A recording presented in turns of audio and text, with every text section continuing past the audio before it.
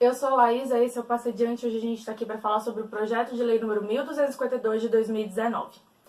Se você é novo por aqui, nova por aqui, recomendo que já se inscreva no canal, ative o sininho da notificação, todo mundo dando aquele joinha, salvando o link e mandando para as pessoas depois. Tudo bom? Esse projeto de lei foi apresentado pela senadora Mara Gabrilli, do PSDB de São Paulo, em fevereiro desse ano, e dispõe sobre uma alteração na lei do passe livre, que é a lei 8.899 de 1994, regulamentada pelo decreto 3.691 de 2000, porque a gente tem a capacidade de criar uma lei que exige regulamento e faz o regulamento o quê? 6 anos depois da lei ter sido criada. Porque, né, Brasil, né, minha gente?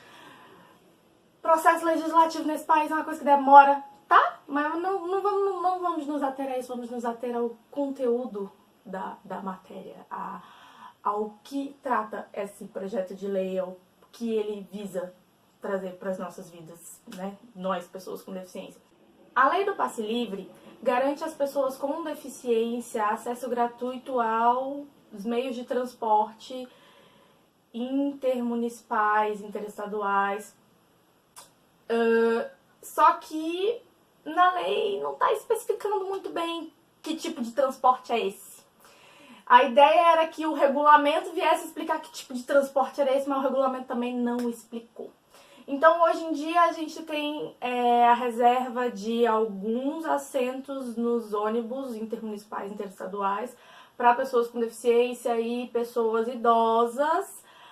Porém, se essa pessoa chegar lá e tiver acabado a vaga no ônibus convencional, aquele que demora, o famoso pinga-pinga, ela não vai poder pegar a passagem gratuita dela e, consequentemente, não vai poder viajar. E aí você que não tem deficiência deve pensar assim, não, mas é muito mamata, né? A pessoa aí viajar de graça, né? Como assim? Mas pensa comigo, primeiro que pessoas com deficiência não é como se elas tivessem exatamente muitas outras formas de se locomover, senão por meio de terceiros dirigindo para elas, né? Muitas pessoas existem, né, as que conseguem dirigir por si mesmas, mas, né, não é a realidade para muitos de nós, minha inclusive. E vamos supor que essa pessoa precise viajar para realizar uma consulta, precise viajar para resolver um problema e aí não tem a vaga no ônibus convencional, ela não vai.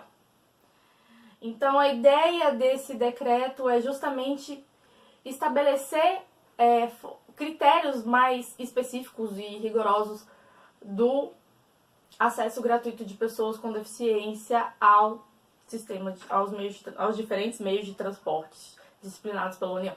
Então a ideia é que a pessoa com deficiência comprovadamente carente, é importante frisar isso. O que é a pessoa comprovadamente carente segundo o Ministério dos Transportes?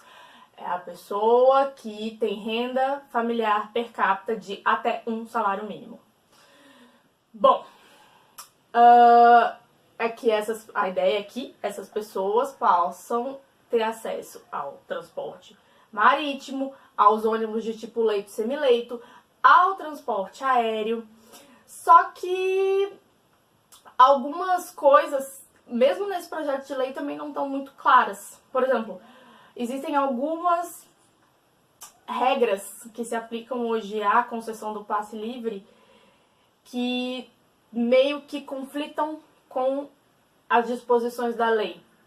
A gente tem uma resolução da ANAC que garante até 80%, garante no mínimo 80% de desconto no valor da tarifa da passagem aérea para o acompanhante da pessoa com deficiência, desde que, né, os dois comprovadamente carentes, segundo a definição lá do Ministério dos Transportes. E aí eu não sei se quando essa lei, né, se supondo que esse projeto de lei siga adiante e se transforme em lei, altere a lei lá 8.899, não fica claro qual das duas regras que vai valer. Vai valer a 80% de desconto da tarifa da passagem aérea para o acompanhante ou vai valer a gratuidade para os dois? Porque o passe livre, a lei do passe livre também garante a gratuidade para o acompanhante da pessoa com deficiência, desde que esse acompanhante também seja comprovadamente carente. Outra questão que também não está muito clara é, vai ter um percentual de assentos reservados? Hoje em dia, no ônibus interestadual, salvo engano, a gente tem 2 assentos reservados. Vai ser 2 assentos no convencional, 2 assentos no semi-leito, 2 assentos no leito, 2 assentos no barquinho, 2 assentos no avião.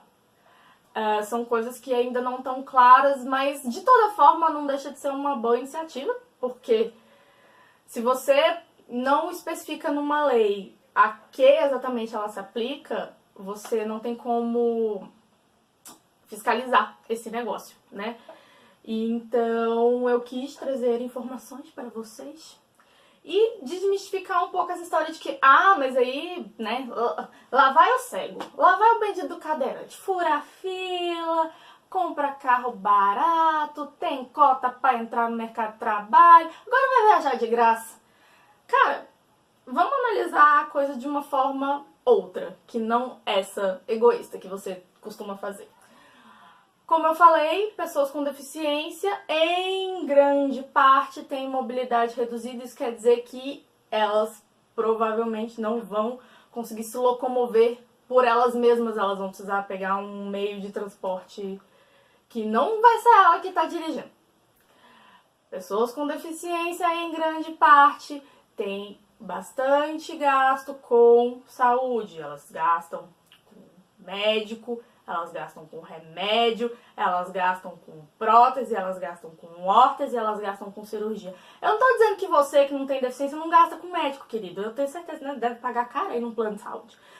Mas entende que uma pessoa que tem deficiência visual, uma pessoa que tem deficiência auditiva, uma pessoa que tem deficiência física, ela gasta um pouquinho mais que você para se manter saudável na vida, porque o nosso corpo se desgasta com, não vou dizer mais facilidade, mas ele se desgasta mais pela nossa dificuldade de locomoção. Então, o Estado ele vem e tenta equiparar a nossa condição de existir no mundo com a de vocês.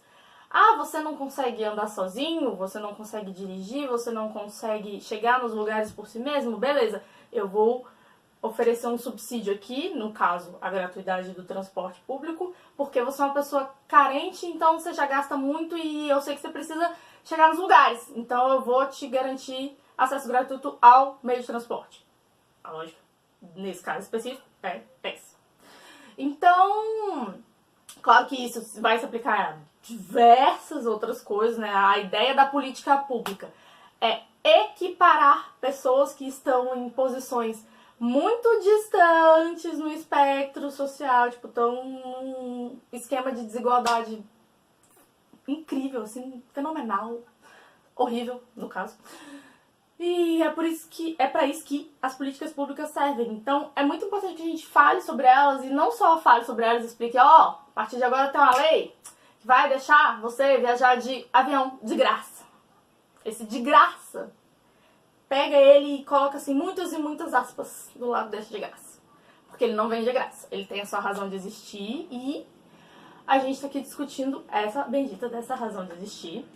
Eu vou deixar vocês pensando sobre isso. Deixa aqui no comentário o que você achou dessa lei, se você já sabia desse projeto de lei. Se você usa passe livre, se você não usa. E como que é a nossa cidade, porque o passe livre dentro da cidade, o urbano, cada estado, cada cidade pode ter a sua lei, se você quiser, entendeu? Essa lei do passe livre, ela é nível federal, ela vai valer para os meios de transporte intermunicipais e interestaduais. Como que vai funcionar? Dentro de cada cidadezinha, por exemplo, aqui em Brasília, a gente concede... A gente, né? Laísa vai lá e dá canetada e sai dando passe livre para a pessoa. Aqui em Brasília, a gente concede passe livre para quem tem renda familiar per capita de até 3 salários mínimos. Em outras cidades vai ser outro critério. Então, eu acho que também uma coisa que falta é dar uma uniformizada nessa política do passe livre. Porque não me parece fazer muito sentido cada cidade ter o seu próprio regulamento, a sua própria norma, enquanto que no nível federal é uma outra norma. E é uma coisa que vai se aplicar as pessoas com deficiência, elas vão ter meio que as mesmas dificuldades tanto pra chegar ali no bairro do lado, quanto pra chegar na outra cidade. Então eu acho que deveria haver uma uniformização desse bagulho, mas eu já falei muito, não falei muito, vou deixar vocês pensando, tá bom?